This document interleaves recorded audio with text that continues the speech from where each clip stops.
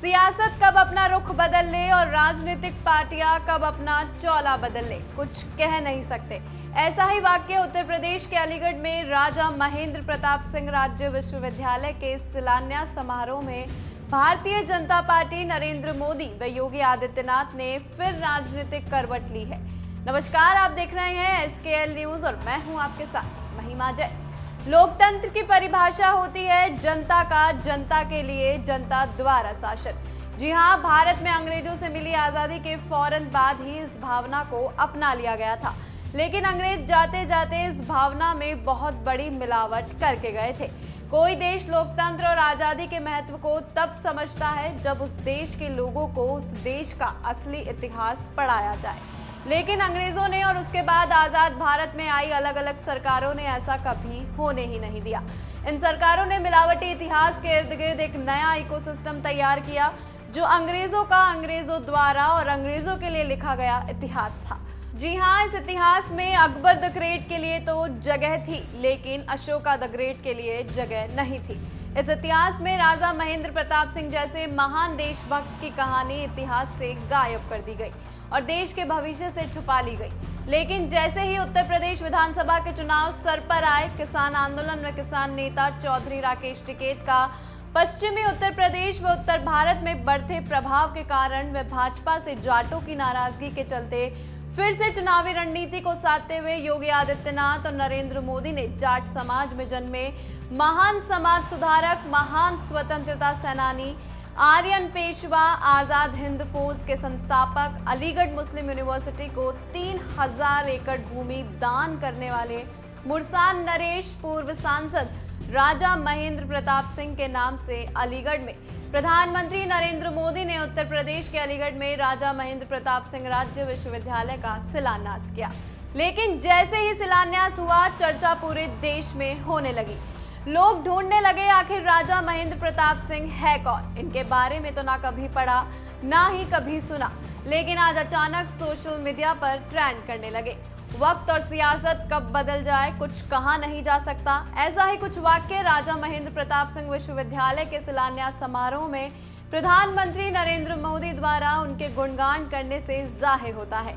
यही भारतीय जनता पार्टी व इसके तमाम नेतागण ना कभी जयंती पर, ना कभी पुण्यतिथि पर राजा महेंद्र प्रताप को याद नहीं किया।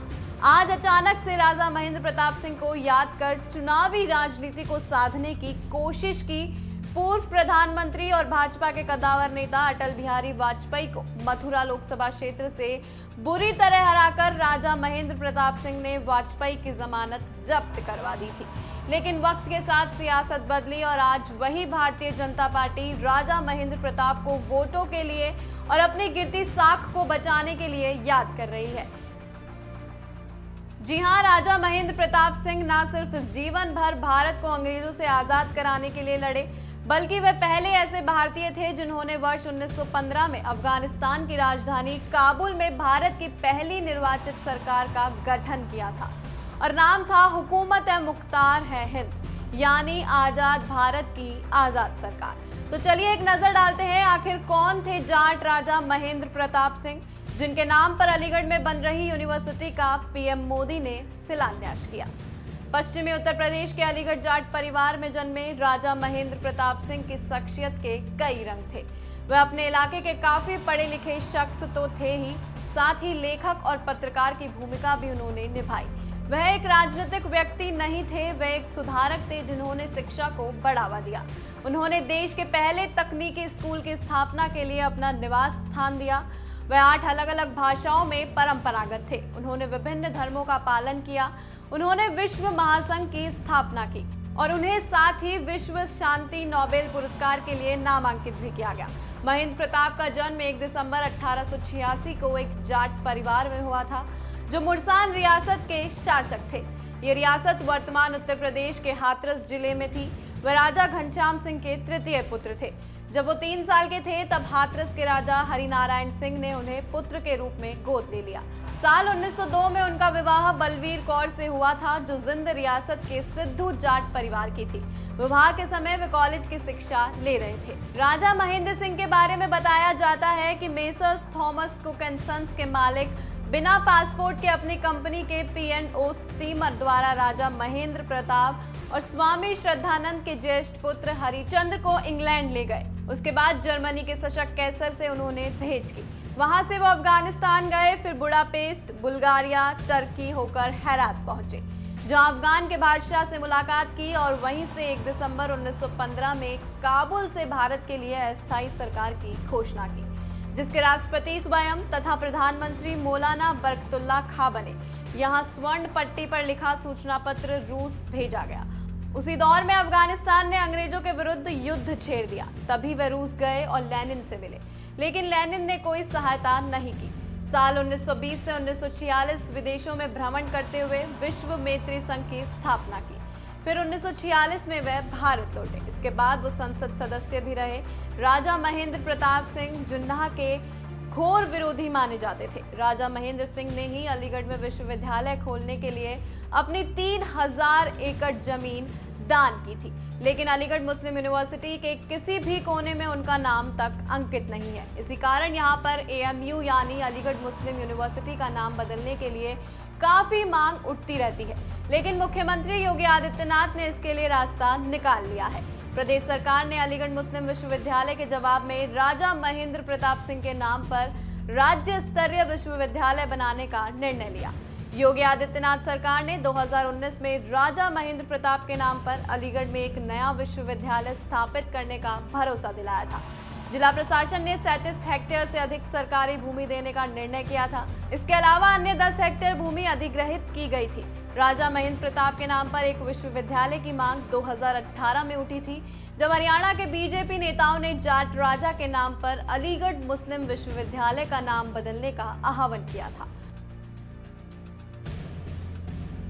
बता दें कि हरियाणा सरकार के तत्कालीन वित्त मंत्री कैप्टन अभिमन्यु ने उस वक्त इस बात पर जोर दिया था कि अलीगढ़ में राजा महेंद्र प्रताप सिंह जी के नाम पर विश्वविद्यालय होना चाहिए।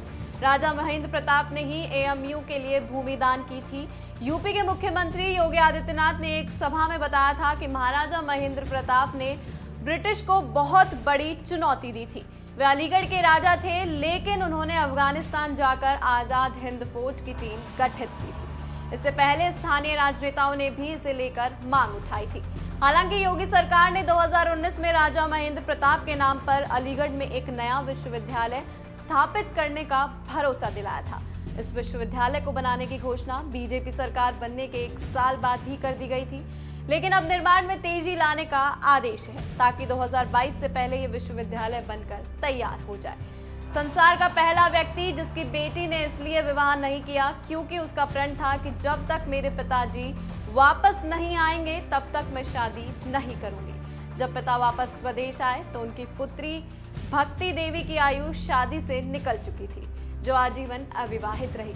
सन 1929 में अफगानिस्तान में आजाद हिंद सेना की स्थापना की, जिसे रास बिहारी बोस व सुभाष चंद्र बोस ने पुनर्जीवित किया। संसार संघ की स्थापना सितंबर 1929 में करने वाले वे पहले व्यक्ति थे।